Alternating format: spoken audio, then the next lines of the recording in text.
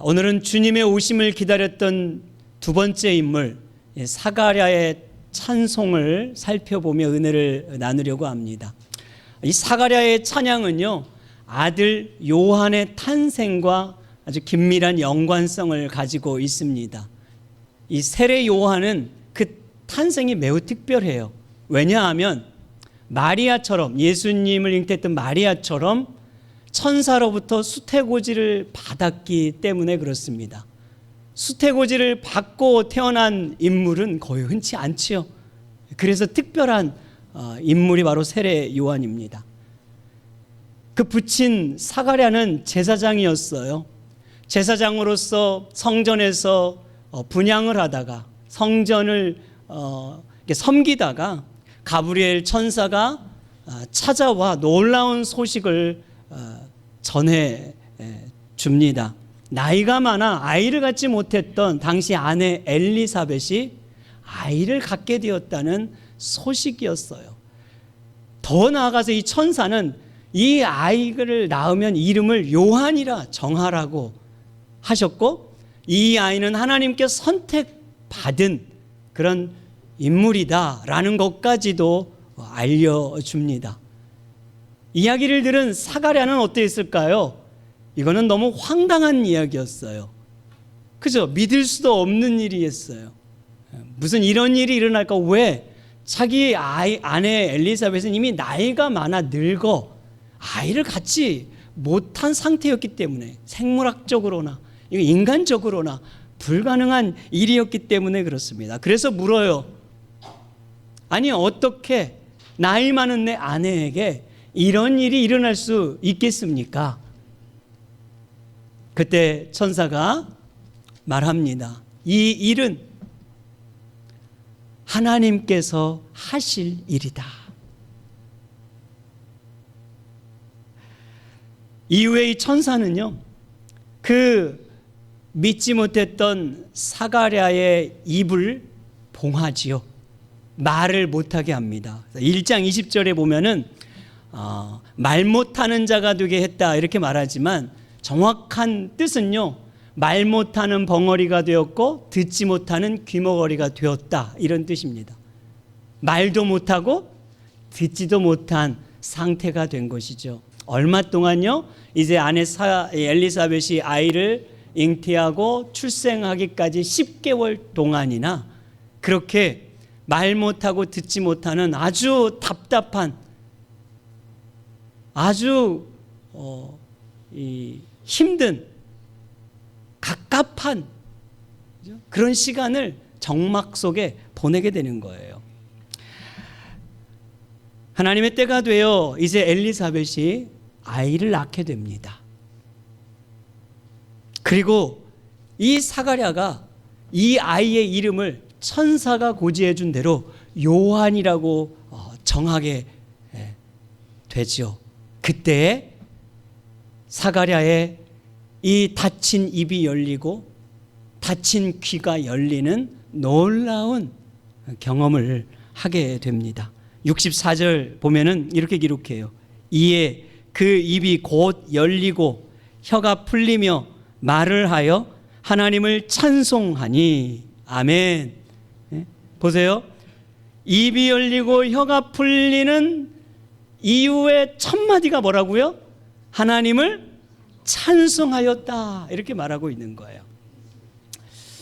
여러분 생각해 보십시오. 여러분들이 10개월 동안 1년 가까이 말을 못해요. 갑자기 듣지도 못해요. 설교도 안 들려, 말도 못해. 이건 얼마나 여러분 정말 답답한 심정이겠어요. 얼마나 여러분 정말 암흑 속에서, 정막 속에서 살아가야 하는, 그죠? 힘든 시간이잖아요. 그런데 어느 날 갑자기요, 말이 트이고 귀가 들리는 거예요. 여러분 첫 마디가 뭐였을 것 같아요? 정상적으로라면 뭐 하겠어요? 이야, 어머, 드디어 입이 열리네, 들리네. 권사님 목소리가 들려. 목사님 설교가 들려요. 동네방네 아마 이렇게 입이 열렸다고 소문을 내고 다닐지도 모르겠습니다. 그런데 사가랴의 첫 마디는 뭐였다고요? 하나님을 찬송하였다고 말하는 거예요. 어떻게 하나님을 찬양할 수가 있었을까요? 아마도 사가랴는요, 당시 예수님을 잉태한 마리아와 석 달 동안 같은 집에 지냈습니다. 1장 56절에 보면 기록하고 있는데요. 이 석 달 동안 지나면서 마리아에게 일어난 그 하나님의 놀라운 일을 분명 들었을 거예요. 그러면서 뭔가 지금 특별한 일이 일어나고 있다는 걸 직감했을 것입니다. 사가랴는 제사장이에요. 제사장은 구약의 율법에 능통한 사람이죠. 그가 그토록 알고 있던 구약의 말씀들, 선지자가 한 말씀들, 그 하나님의 약속의 말씀이 무엇이었는지를 다시 한번 되새기고 묵상하고 연구하는 시간을 가졌을 것입니다. 그리고 그는 깨달았어요. 하나님께서 지금 그 약속하신 메시아를 보내주고 있다는 사실을, 그 메시아를 통하여 구원을 이루고 있다는 사실을 깨달은 거예요. 뿐만 아니라 그 구원의 길을 위하여 바로 자기의 아들 요한을 주셨고 그 요한을 준비하고 계신다는 사실도 깨닫게 되었던 것입니다. 이 놀라운 하나님의 계획을 알고 그 은혜를 알았을 때에 그는 가만히 있을 수가 없었던 거예요. 찬송하지 않을 수가 없었던 거예요. 그 놀라운 하늘의 비밀, 복음의 비밀을 깨닫게 된 순간 그는 그 입술을 열어 감격의 찬송을 드리고 있었던 겁니다. 그러니까 사가랴는 지금 단지 없던 아이가 생겨서 그 기쁨으로 찬양을 드리고 있는 것이 아니라는 거예요. 단지 이제 더 이상 제사장이라는 그 명예로운 가문이 끊길 뻔했는데 그 가문을 다시 이어갈 수 있었기 때문에 기쁨으로 찬양 드리고 있는 것이 아니었다는 것이에요. 그의 이 찬양은 2000년이라는 그 구약의 긴 역사 속에서 하나님께서 선지자들을 통하여 약속하신, 그리고 그 여러 주님의 사람들을 통하여 예언하고 외쳤던 그 말씀이 지금 이루어지고 있다는 그 사실. 온갖 수치와 고통과 압제와 침략과 힘든 시간 속에서도 그 백성들이 그토록 기다리고 대망했던 그 메시아가 지금 이 땅에 오고 있다는 사실. 그들이 그렇게 바라고 소망하던 그 구원의 말씀이, 약속이 성취되고 있다는 사실을 깨닫고 어쩔 줄을 몰라, 어찌할 줄을 몰라 감격함으로 찬송을 드리고 있는 것입니다. 여러분, 우리가요 하나님의 놀라운 계획을 알게 되면 가만히 있을 수 없는 거잖아요. 나를 향한 하나님의 그 놀라운 구원의 은혜를 깨닫게 됐는데 가만히 있을 수 있습니까? 찬송하게 되죠. 감사하게 되죠. 나 같은 자에게도 이런 은혜가, 하나님이 나를 사랑하셨구나, 하나님이 지금도 나와 함께 하시는구나, 이 감격 속에 찬양하지 않을 수 없는 거예요.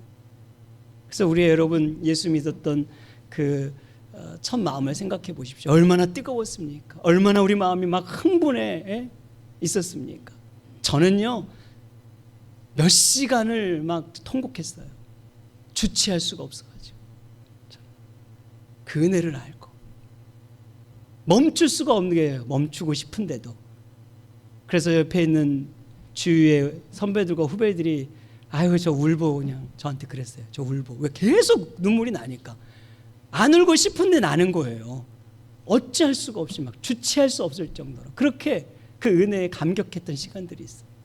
우리에겐 다 다양하지만 그런 시간들이 있거든요. 여러분, 오늘 그런데 지금 여러분의 삶은 어떠세요? 여러분의 마음은 어때요? 그때 그 찬양하는 입술로 살고 있습니까? 아니면 불평하는 입술로 살고 계십니까? 그 은혜에 대한 감격이 여전히 남아 있습니까? 한 엄마가 어느 날 자꾸만 이씨 짜증나, 이씨 짜증나, 이렇게 말하는 딸의 이야기를 자꾸 듣게 된 거예요. 그래가지고 딸한테, 야, 너는 왜 맨날 입만 열면 그렇게 이씨 짜증나 그러니? 그러니까 이 딸이 하는 말이, 엄마도 항상 그러고 있잖아. 그러니까 이 엄마가 정말 자기도 이씨 그러고 있다는 거야. 뭐 하다가다 이씨. 그리고 또 자기를 돌아보니까 힘들어, 죽겠어, 피곤해, 이런 말만 달고 살고 있었다는 거예요. 누구를 만나든 무슨 일을 하든 아침에 일어나든 뭐 안 좋은 일이 생길 때마다 늘 힘들어, 죽겠네, 피곤해, 고달파, 이런 얘기만 달고 살았던 자기의 모습을 발견하게 되었다는 거예요.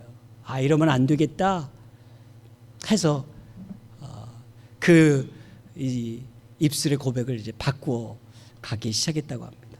여러분들은 어떠세요? 오늘 우리 입술에서는 찬양과 감사가 나오고 있습니까? 아니면 이 엄마처럼 이씨, 이런 단어가 먼저 나오고 있습니까? 그래서 사실 우리의 현실을 보면은요, 답답한 일이 참 많습니다. 왜 나에게 이런 일이 생겼을까?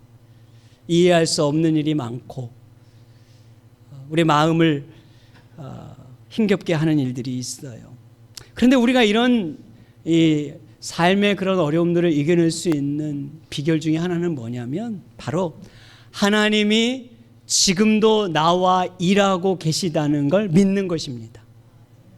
하나님이 지금 나와 함께하고 계시고 하나님이 지금도 내 삶에 역사하고 계시고 하나님이 지금도 나를 통하여 일하고 계시다는 걸 믿는 것입니다. 제가 기억하는 한 어떤 목사님의 이런 대목이 있었어요. 이런 얘기를 하더라고요. 사탄의 역사는요, 디테일한 것에 있대요.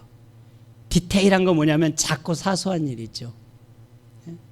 그 작고 사소한 일에 자꾸 감사하지 못하게 만들고 불평하게 만들고 부정적인 생각을 갖게 하고 이씨 뭐 이렇게 짜증나, 뭐 피곤해, 죽겠어, 고달파, 힘들어, 뭐 이런 데 있다는 거예요. 그래서 이 사단의 역사를 이기기 위해서는 작고 사소한 일에 감사하고 찬송할 수 있으면 된다. 오늘 이렇게 와서 우리가 예배 드릴 수 있는 것만으로도, 오늘 그래도 지금 내가 식사를 할 수 있는 것만으로도, 움직일 수 있는 것만으로도, 이런 거 가족들과 함께 좋은 시간 보낼 수 있는 것만으로도 작은 것 하나하나에 감사할 수 있으면 된다는 거예요. 그런데 이것조차 잘 안 되면 나를 향한 하나님의 큰 그림을 보면 된다는 거예요. 빅 픽처. 나를 향한 하나님의 큰 그림을 봐야 된다. 하나님이 지금도 내 삶에 일하고 계시다는 나를 향한 큰 그림을 보면 이 디테일한 작고 사소한 것 그냥 여유롭게 조금 더 여유롭게 지나갈 수 있다는 거예요. 하나님이 나와 함께 하신다는 걸 믿으면요, 우리의 인생은 여전히 다 잘 되고 있다는 것입니다. 여러분, 우리의 인생은 다 잘 되고 있어요. 내 눈으로 볼 때만 안 되는 것 같아 보이는 거지, 주님의 눈으로 빅 픽처로 보면요, 다 잘 되고 있어요. 아멘이십니까? 옆에 있는 분하고 한번 얼굴 보고 다 잘 되고 있습니다. 한번 인사해 주세요. 예. 그러면 찬양할 수 있는 줄 믿습니다. 우리 사가랴의 찬양을 통해서 두 가지 교훈 여러분과 짧게 좀 나누고 싶어요. 이 사가랴는 구원을 이루시는 하나님을 찬양하고 있다는 것입니다. 이것이 68절에서 75절까지의 내용이에요. 그 긴 내용에서 지금 말하고 싶은 건 뭐냐면 선지자들을 통해서 말씀하신 바대로 구약에서 약속하신 대로 하나님은 우리를 살리시기 위하여 독생자 예수 그리스도 그 참 메시아를 보내주셨고 우리를 구원해 주셨다는 것을 말씀하고 있는 거예요. 그 구원의 은혜를 생각할 때 찬양할 수 있다. 여러분 68절 69절 이렇게 기록하고 있습니다. 우리 같이 읽어보죠. 자, 시작. 하나님이여 그 백성을 돌보사 속량하시며 우리를 위하여 구원의 뿔을 그종 다윗의 집에 일으키셨으니 아멘. 여기 보면 우리를 위하여 구원의 뿔을 일으켜 주셨다 이렇게 말하잖아요. 자, 뿔이라고 하는 것은 힘, 권세, 능력 이런 것을 상징합니다. 그러니까 힘 있는 어떤 통치자, 왕 이런 의미를 말했어요. 그래서 시편 132편 17절에 보면 이렇게 말합니다. 다윗에게 뿔이 내게 할 것이다. 그죠? 뿔이 나게 할 것이다. 다윗에게 뿔이 난다고 할 때 이 말은 다윗의 자손을 통하여 오실 예수님을 말하는 거예요. 유일한 구원자 예수, 하늘과 땅의 주권자이신 그 예수가 우리의 구원의 뿔이 되신다는 걸 말해주고 있습니다. 하나님께서 구원의 뿔이신 예수님을 왜 우리에게 보내주셨어요? 우리를 돌보사 속량하시기 위해서라고 말하고 있지요. 그래서 속량하다라는 거는요, 돈을 주고 다시 되사오다 이런 말이에요. 예를 들어서 노예로 팔려간 종이 있으면 주인이 그 노예를 다시 데려오기 위해서 대가를 돈을 지불하는 것을 의미하는 것입니다. 여러분, 인간은 죄의 종입니다. 사단의 노예입니다. 우리는 어둠의 권세에 붙들렸던 그런 인생 아니었습니까?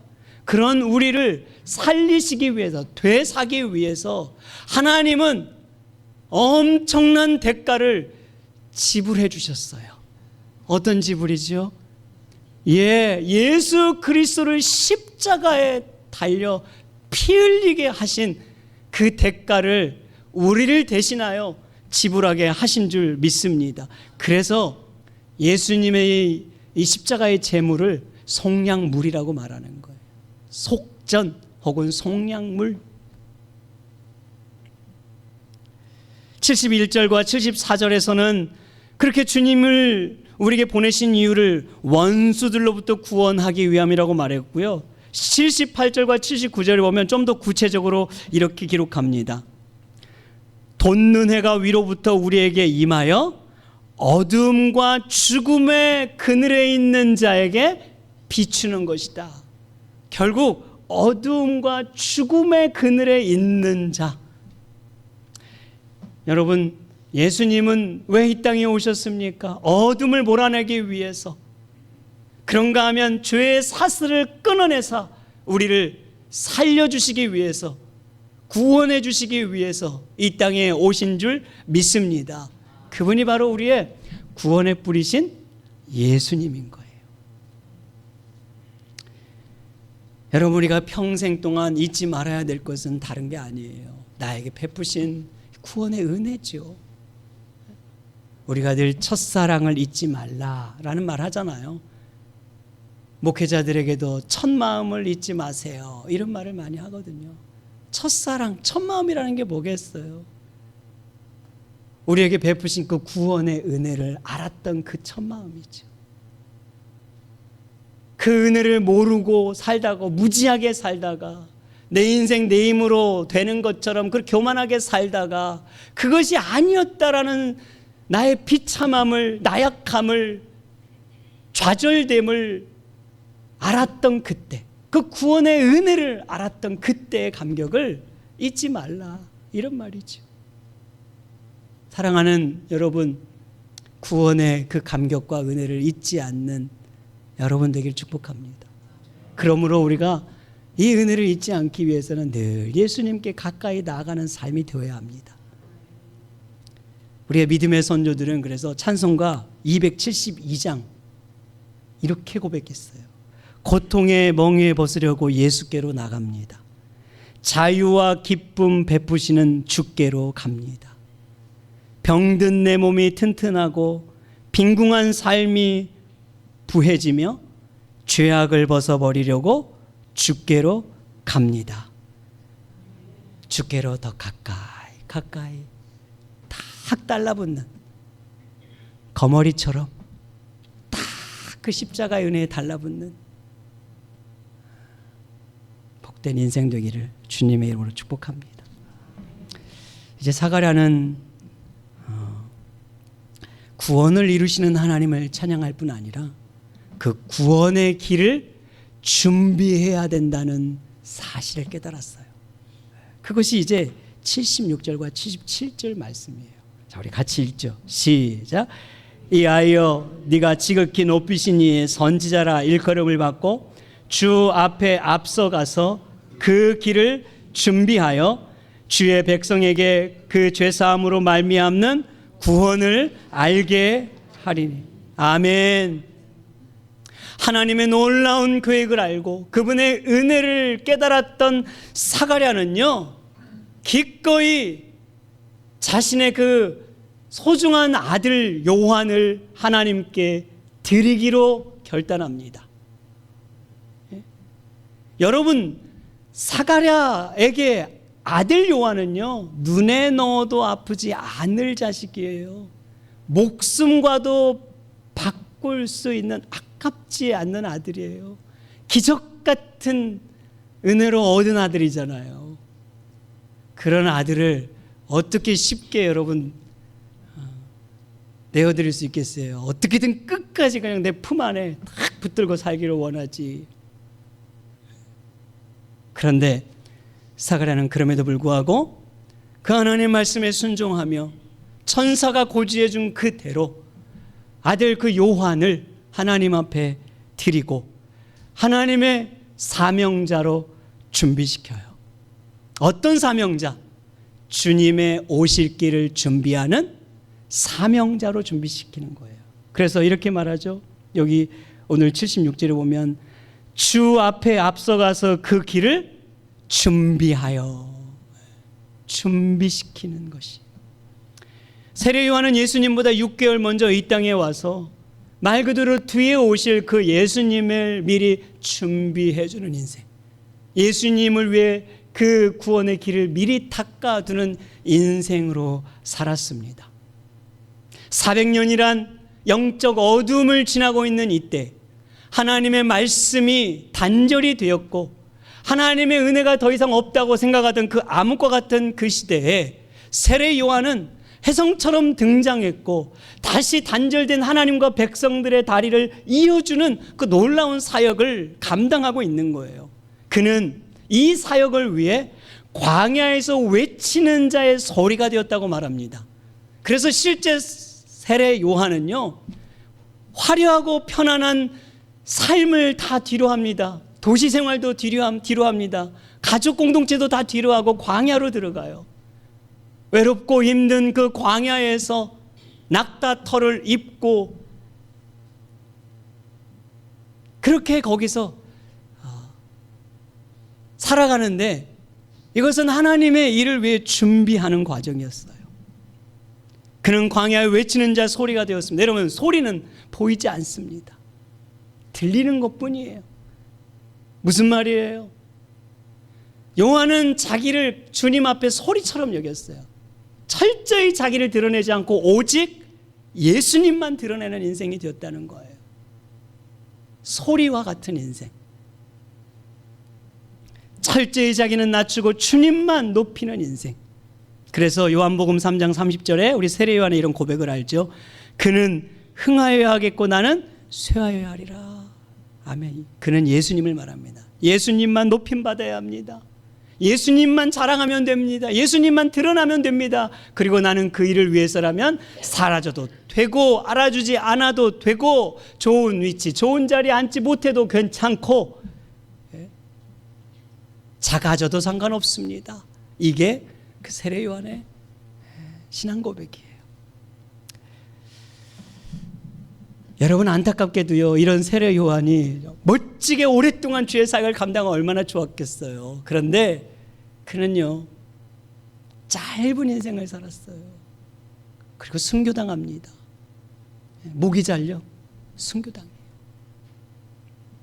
그러니까 인간적으로 보면 요한은 실패작 인생이에요. 광야에서 살았죠. 대단한 업적도 없죠. 자랑할 것도 없죠. 뭐 힘도 없죠. 성공한 삶이 아니란 말이죠. 그런데 놀라운 사실은 뭐냐면 이 요한을 향한 예수님의 평가예요. 뭐라고 평가하는지 아십니까? 누가복음 7장 28절. 여자가 낳은 자 중에 요한보다 큰 자가 없도다. 이렇게 말했어요. 요한보다 큰 자가 없다고 할 정도로 주님은 요한을 그렇게 인정해 주셨고 칭찬하셨고 높이셨습니다.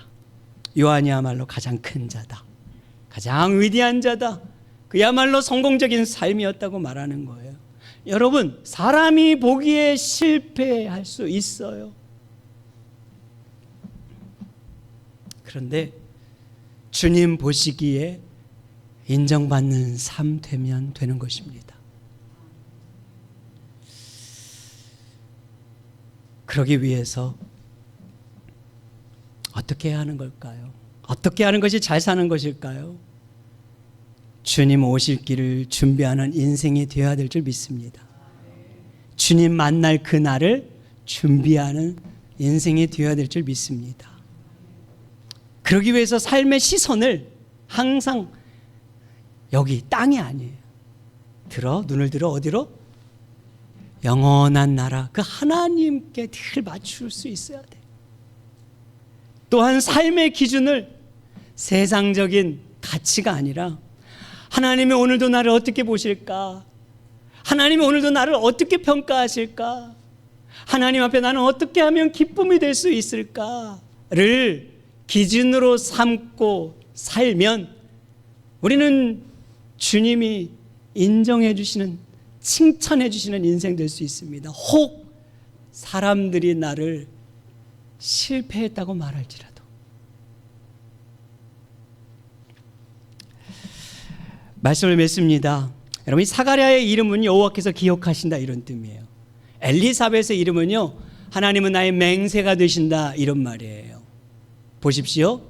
사가랴와 엘리사벳의 부모는요, 그 영적으로 어두운 시대에도 하나님이 자기 백성을 지키시고 돌보시며 그리고 하나님이 하신 약속의 말씀을 지키시는 신실하신 분이라는 그 믿음을 가지고 살았던 사람이에요. 그래서 이름을 이렇게 진 겁니다. 하나님을 경외한 부모 아래서 경건한 사가랴와 엘리사벳이 나왔고요. 경건한 엘리사벳과 사가랴 부모를 통해서 바로 주님의 길을 준비하는 하나님의 사람 세례 요한이 등장하게 되었음을 기억하십시오. 우리에게 남은 주어진 삶 속에서 이 신앙의 유산을 더 열심히 뿌리시길 바라고 저와 여러분들이 그 주님 오실 길을 준비하는 신실한 삶이 되기를 주님의 이름으로 축복합니다.